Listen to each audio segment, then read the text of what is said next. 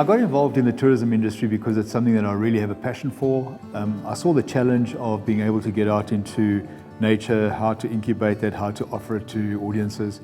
And my wife and I decided at our age to actually do the full-on course. So we are registered tour guides. We did the provincial course and headed down to the Western Cape.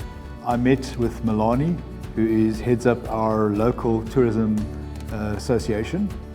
And through interaction with her and her incredible passion and zeal for the industry, she certainly spurred me on. And this gave me insight into not only the tourism industry, but into heritage and conservation, which is actually the cap that I really have on today. I am also a member of the tourism agency or association, but my main focus is on heritage and conservation. Certainly one of the essential aspects of heritage and conservation is to try and convey the message to all the people, the community at large, because it's a benefit to everybody in the community.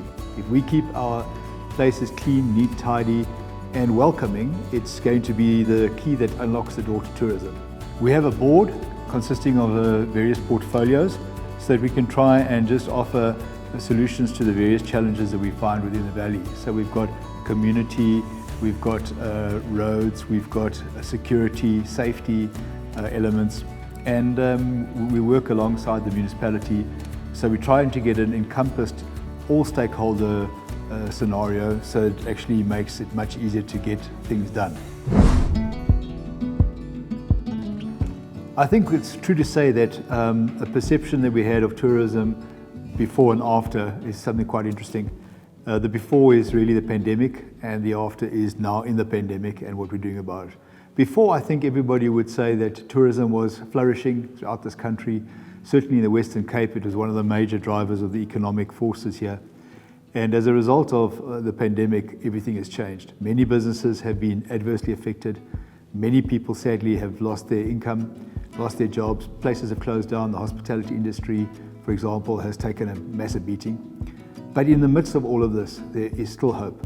And there is a lot of opportunity if we can unpack it and see what are the core values that we can really still offer in this area, in the entire Breda River Valley, to secure the future for tourism and hospitality in this area.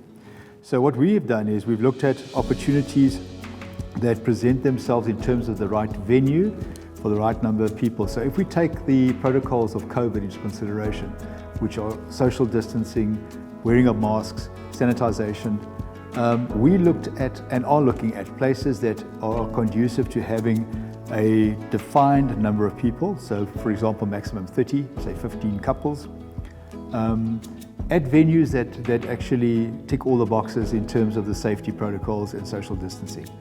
And we're busy with developing programs and projects and events alongside the stakeholders who are in that space. And certainly I think within the next year, we're going to see a totally different type of tourism product. One of the essential components, as my colleague Milani likes to say, is staycation. People in the area where they live often are not sure or unaware of many of the attractions that actually lie in their backyard. So our job is to identify them and to market them and make them appealing enough for people to go and see. It means that you can get out of the syndrome of being locked in a box in your home because of COVID.